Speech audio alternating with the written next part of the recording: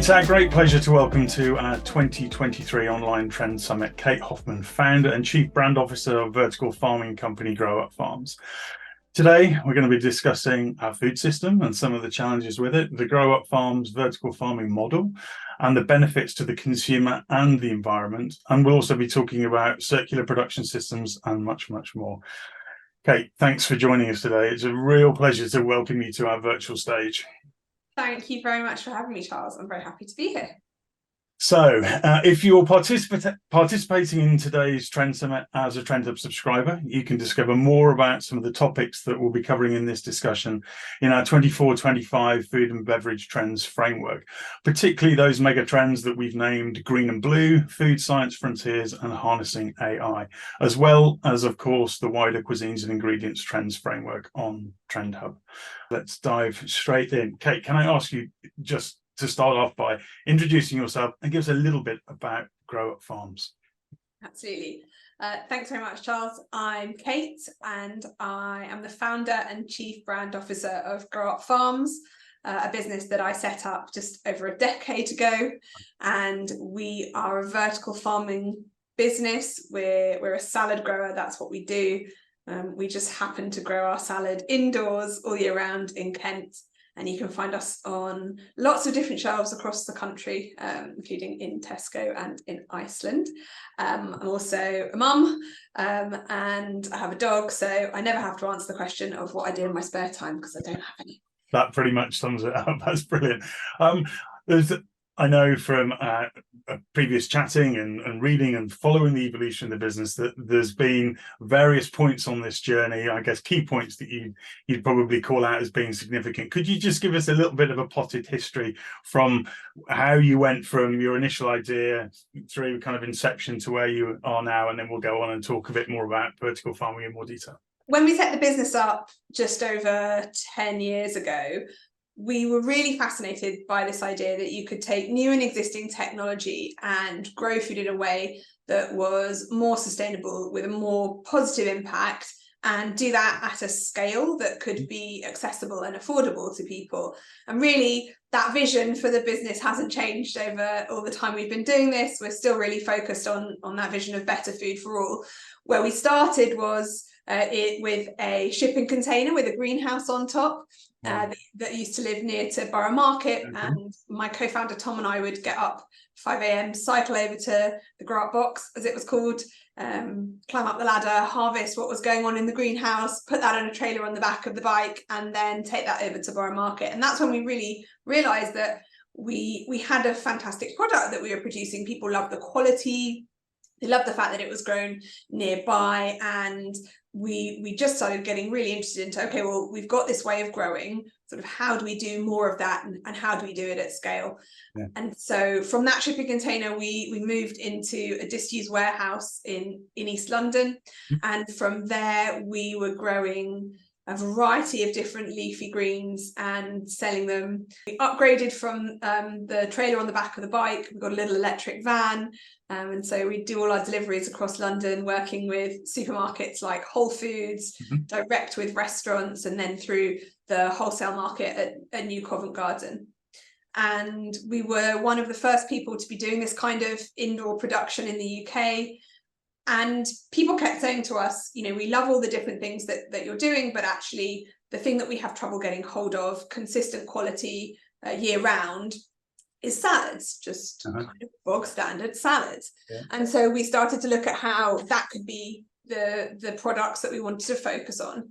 And we recognized that there were two problems that we had to solve with the farm that we had that was called Unit 84 in London. And those two things were both really around scale and energy. Right. So we knew that if we wanted to be able to have a real impact in terms of transforming the food system and changing how food is produced, we had to be able to do that at a really big scale, bigger than what we were doing. And at the time at Unit 84, we were buying renewable energy from the grid. Yeah. Which was even then pretty expensive. And I think everybody's much more aware now of the cost of energy for our bills at home, what that means for businesses. But at the time, we were buying renewable energy because we recognized that vertical farming needs energy. You have to control that environment using energy. and that if we were going to create this as a way of producing food for the future, it had to be low cost and it had to be lower carbon than the conventional supply chain. And this was back in 2014, when no one was really looking at carbon footprinting yet. No one really had that data to say, like, actually, what are the impacts of a supply chain? But we were already thinking about that, and so we were buying renewable energy, but we wanted to find a way of much more closely integrating energy into the business in order for us to be able to produce at a bigger scale in a low carbon and a low cost way. And that was really what led us then to take the business to where it is today, where we operate our largest farm, Peperness, in Kent, just outside a town called Sandwich. There's definitely more puns I could be making about growing leaves next to Sandwich. And we chose that location to build the farm because of the existing renewable energy infrastructure that was there. So we're co-located with a bioenergy plant, and that means we're actually able to use the low-grade heat from that power plant, as well as buying electricity directly. That means overall we're using about 40% less electricity than we were in our previous model. And everybody knows, from the war in Ukraine, the cost of living crisis, everyone knows how the price of electricity and energy has gone up. And so that ability to control that biggest input cost in vertical farming has been a game changer for us, and is what's allowed us to get on the shelf at sort of affordable everyday prices. Brilliant. Oh, that's absolutely fascinating. Can I just, for a moment, if we can just step back a little bit and just say, vertical farming, I think everyone's heard about it, and I'm certain that most people will think about what looks like an office block full of leaf or vegetables. Can you just sort of debunk vertical farming a little bit, and what are some of the nuances within that, under that sort of umbrella term, and then what's your kind of space within that?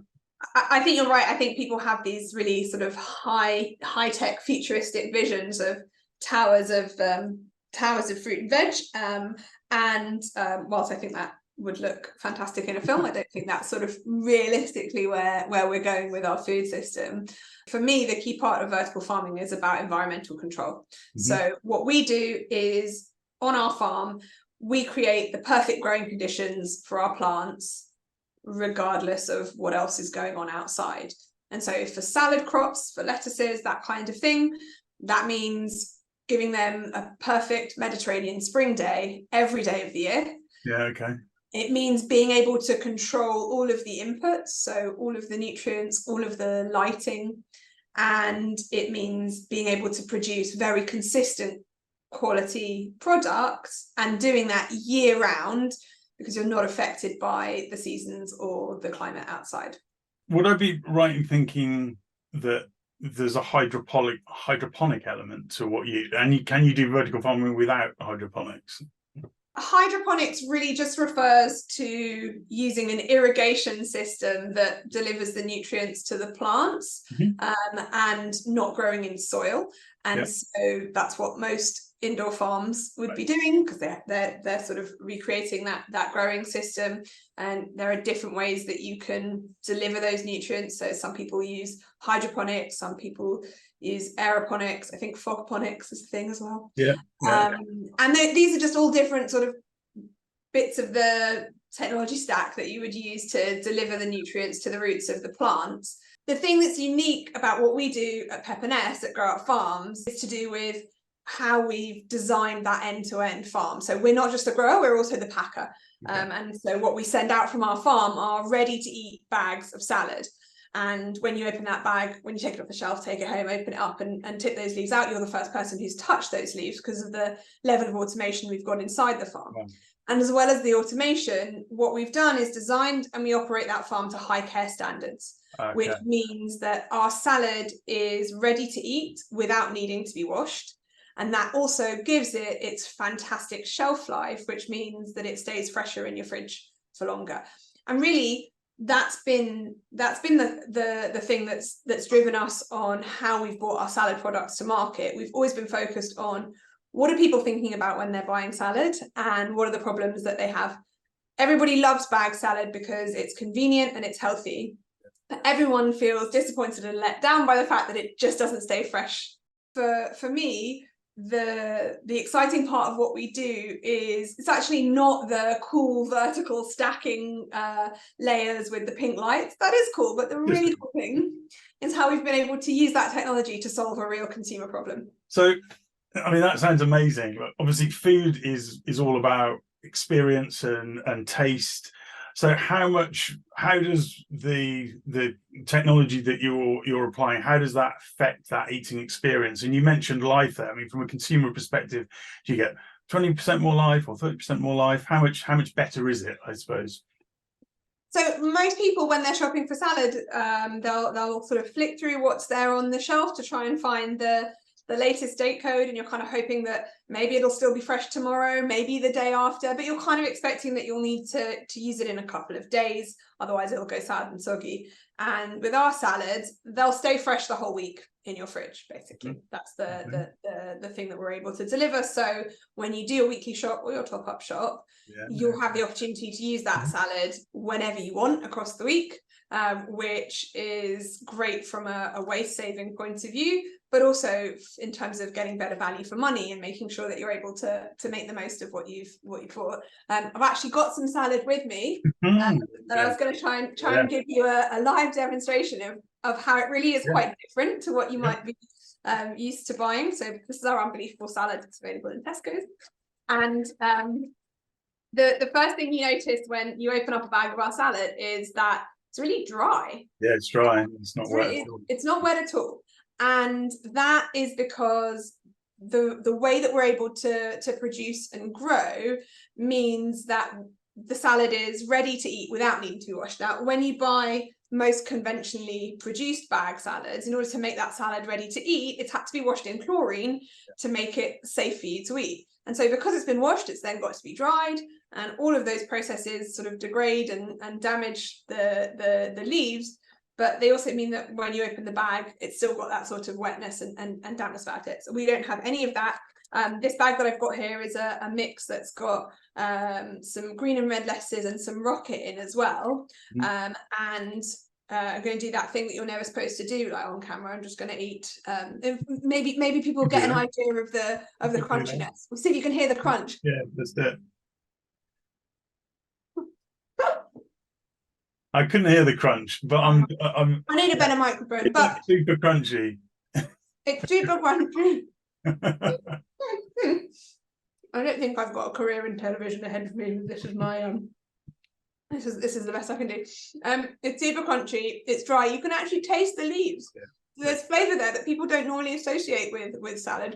Yeah. Maybe think about it if you grew your salad in your garden, you get that sense it's just a freshly picked leaf. But that's what our salad tastes like. And that crispness and that freshness stays there for a week without the salad going soggy. And so I think one of the interesting things is that people aren't expecting to be excited by salad when they buy it. And they can't even quite believe that anything could be that different or that much better. But once people try our salad, they always tell us that they're so impressed, they're definitely going to go back for more. Yeah, it's one that, I mean, obviously the wetness, and I completely get, if I go and do a shop, you're not only looking for the date, but you're actually looking for the bag that isn't already wet, actually. And the thing that really struck me, apart from the dryness and the freshness, it was the fact you could actually taste it. It tasted of something rather than just being a substrate that you chucked other stuff on the top of. I think that was the kind of key thing. So obviously your operation, the farm is very different from a kind of conventional operation, which is probably there's probably a lot more transport and someone going on in a conventional system. Can you just help us visualize what's the kind of broad layout and kind of how does it work? Because to me it sounds pretty different. I'll do my best to try and bring it to life for people. So the first thing I think people are surprised about when they come and visit is the size of the building. We're talking Amazon shed size. I think that's the best way to describe it. It's a really big warehouse on an industrial estate. And when you go in, after you have to go through a full sort of high care process of putting on PPE and making sure that you're clean, and any materials that come into the farm have to go through a similar process. Yeah. And then you go into our seeding area, where we're seeding the different crops that we're growing onto trays. And on the tray, those seeds will sit in a growing media, so we don't use soil, but it's just a natural biological substrate that's basically there to hold the seeds in place. And once the seeds have gone onto the tray, they go then onto a rolling bench system, so everything is moving automatically, and those benches get taken into our growth chambers. And the growth chambers are the bit that I think people are maybe a bit more familiar when they think about vertical farming. So these are very big, tall boxes. Each one's about 3 double-decker buses high, 3 double-decker buses wide, and 3 double-decker buses, so they're big.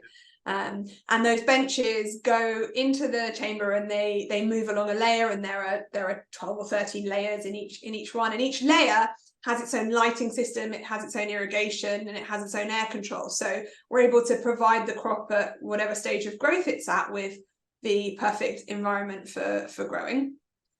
The plants move through those chambers, and effectively they go in as seeds, and when they come out the other end, they're ready to harvest plants. And those benches are then moved again on another conveyor onto an automated harvesting line. Yeah. And then that product is taken through. The system tells our team, oh, today we're packing a lettuce mix, or today we're packing a rocket mix. And so they know how much of each product to tip into the mixer.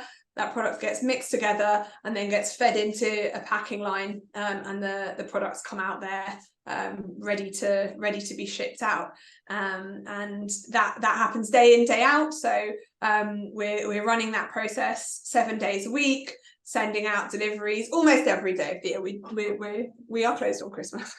What roughly is the time from seed to harvest? How long does it take? So it depends what crop we're growing. So it depends on the variety, but also it depends on the specification of what we're producing. Yeah. Is this a leaf that's going into a mixed bag? Is it going into a single leaf bag? Is it being packed up to be made into sandwiches? You know, we can adjust what the leaves look like, depending on where it's going. And that process from seed to bag will take anywhere between 14 to 25 days, depending on. No, that's brilliant. Thank you. We talked about some of the benefits from a consumer perspective. Can we just zero in a little bit on the environmental sustainability, kind of ESG benefits of producing food, producing leaf in this way? Yeah, absolutely. And it's a big part of why we started the business, and we really hold ourselves to sort of very high standards in terms of what we're aiming to achieve at Pep&S and across all of our operations. I guess there's several key metrics that we look at. One would be around water usage. And so when we look at comparing the amount of water that it takes to produce the final product. So we're not just talking about the salad, but we're talking about a ready-to-eat salad. So if you imagine what we're comparing to is a product that's been grown and then washed. And from a water perspective, we use 94% less water to produce that final bag of salad compared to the salad that you buy in the shops today. Because we grow in the UK, and actually not so at the moment in the UK we import, depends on the time of year, but we import around 65 to 70% of the salads that we eat. We're not self-sufficient. We only conventionally grow salad here between around March and September. And so at Pep&S, the full capacity of Pep&S is the equivalent of saving 3.9 million food miles, where that salad would otherwise be being imported. We don't use any pesticides, fungicides, or herbicides at all. So not only do the people eating our salads not have to worry about any residue on the crop, but because the system's closed loop, we're not discharging any pesticide-filled water into the water system. We produce only about 2% of waste from seed to bag, which is significantly lower than what would happen in the different steps of the conventional supply chain. Yeah. And crucially, as I mentioned, with the pesticides, there's no runoff, no chemical runoff from our system, and that's really important for two reasons. It's important because of the potential biodiversity impact that can happen from irrigation water in conventional growing, but it's also really important because of the carbon impact. So overall, across scope 1, 2, and 3 emissions, we produce 93% fewer emissions in our bag of salad than you would from the conventional supply chain. So that's a significant carbon impact. But also, I think lots of people wouldn't necessarily be aware that within the conventional supply chain, around 60% of the carbon emissions of producing a bag of ready-to-eat salad actually come from the nitrogen runoff into the soil. And so because the system's closed loop, we also have that sort of significant reduction from the carbon impact of the fertilizer. Wow. Okay. Thinking then about education, because this, everything we're talking about so far sounds, this is perfect solution for the future. Where are consumers on the journey of, is it something that you talk about actively, or actually is it just it's just a bag of salad with superior eating quality and life, or are you taking consumers on that journey and engaging them around vertical farming? I think it's a combination of both. I think the reality is, when you're stood there with your trolley or your basket in front of the fixture, you've got a couple of seconds to make a decision about what salad that you're buying. And even with the cost of living crisis and sort of looking forward into the future, we know that consumers are caring more about the impact of their food, where it's come from. They want to understand more about it, but the average shopper doesn't have time to go away and do a full life cycle analysis of each product that they're buying. And really, it's not a problem that they're looking to have sort of actively solved at the front of their mind when they're buying salad. No one's standing there thinking, God, I really wish I could buy a vertically farmed salad. That's what I've been looking for. What they're thinking is everyone in my family going to eat this? Am I going to get good value for money? Am I going to have to chuck it away? Am I going to like it? Am I going to be able to use it in different meals? And so actually, we want to get people eating more salad, more of the salad that we grow. Those are the things that we have to tell people about. We've got lots of information on our website. I do lots of talks like this, helping to demystify what we do and to share the positive and the opportunity for the food system. But I think that actually it's our responsibility in the supply chain to be making that transformation happen, so that consumers only have good choices to make when they're standing in front of the shelf.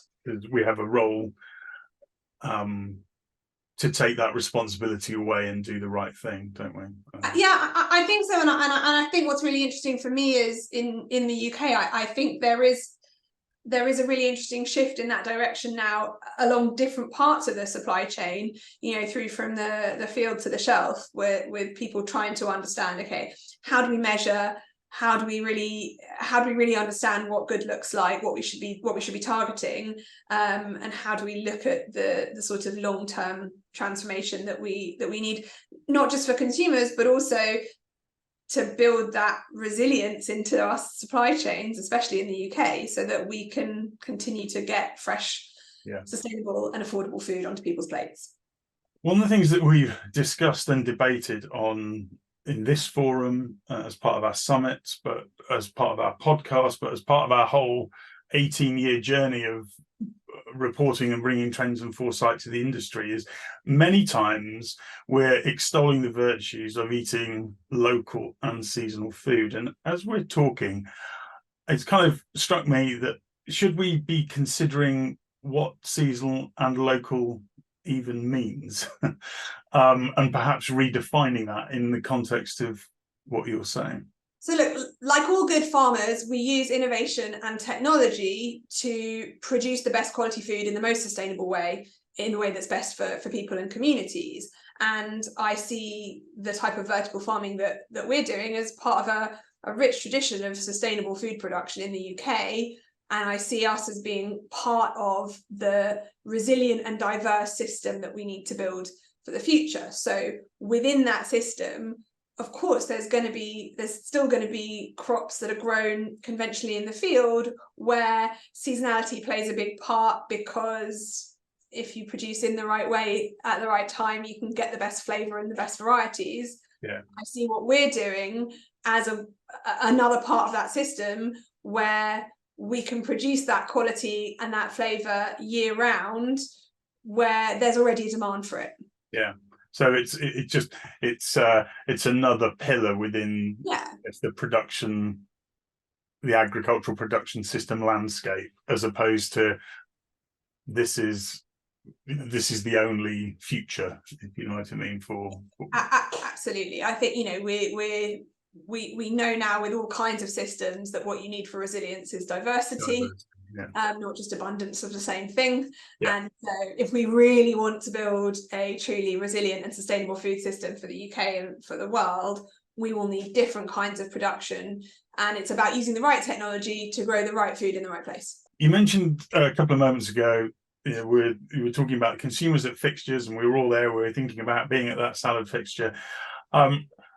We've spoken at previous summits, and we had Cleona Howie speaking a couple of years ago about their eco-labelling system. What's your view on eco-labelling and the role that plays in that positive choice? And is it a good thing? And it feels like it's taking a bit longer than it should. Why do you think that is?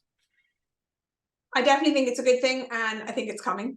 I don't really have any doubt that we are going to move towards a system that gives consumers an easy way to understand the impact of what they're buying. I think it's taking a long time because it's incredibly complicated.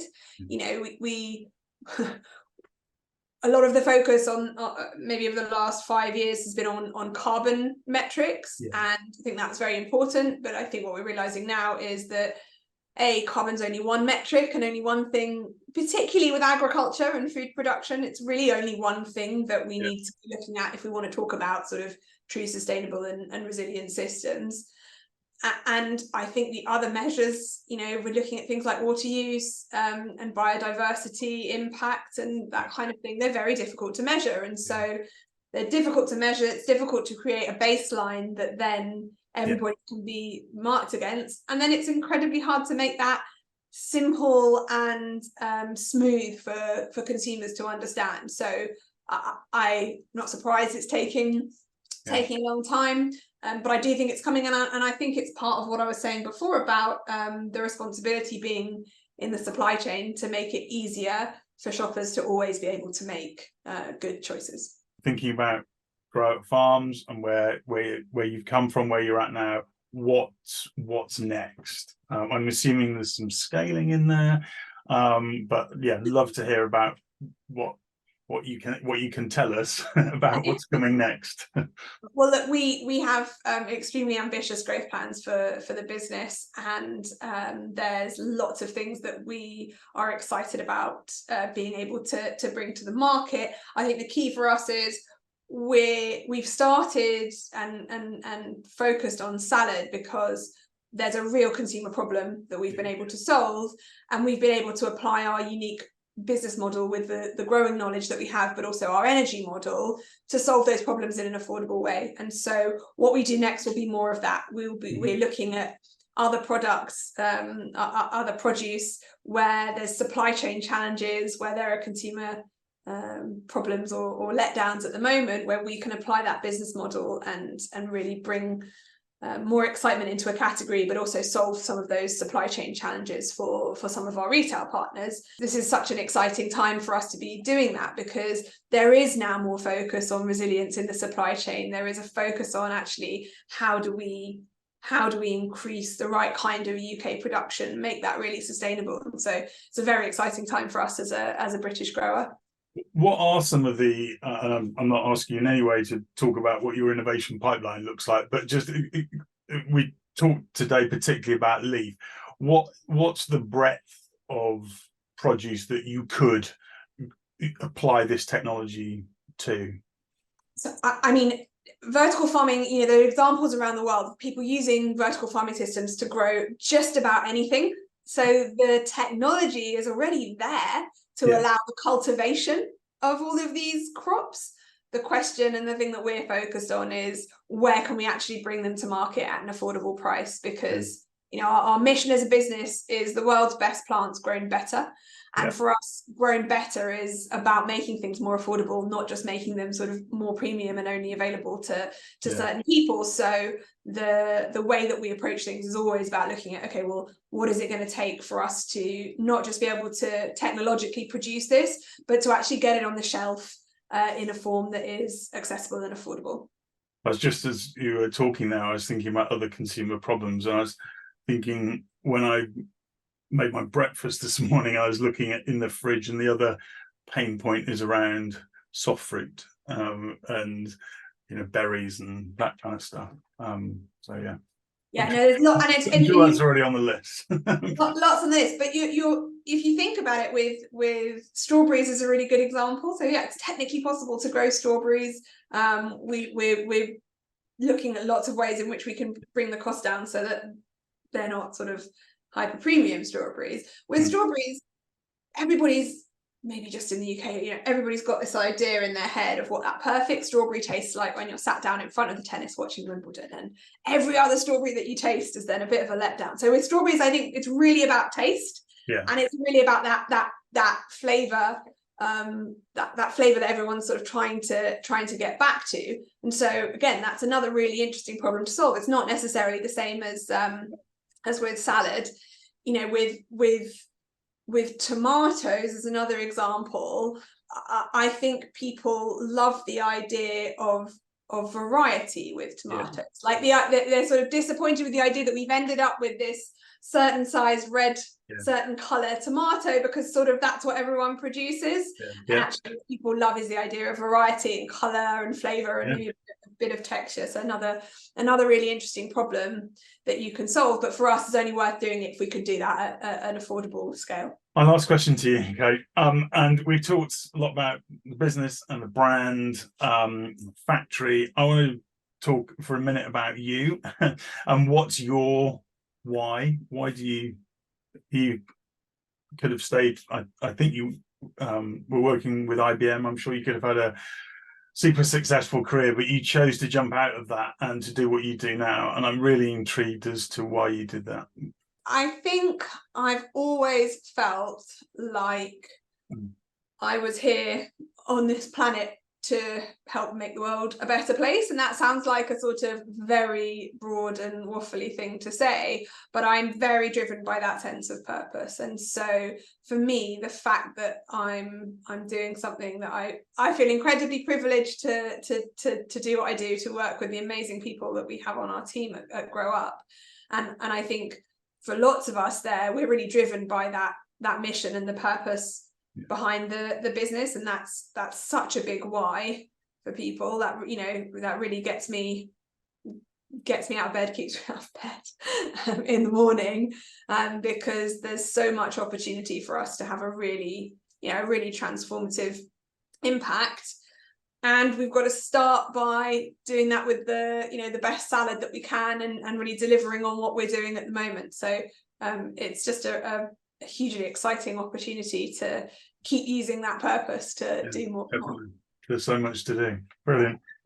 Kate, a huge thank you from Team TFP and all of the 2023 Summit audience for sharing your expertise, your knowledge, your infectious enthusiasm, and of course your purpose. It's been a real pleasure to welcome you to our virtual Summit stage for 2023. Thank you so much for joining us. Thanks so much, Charles. It's been a pleasure.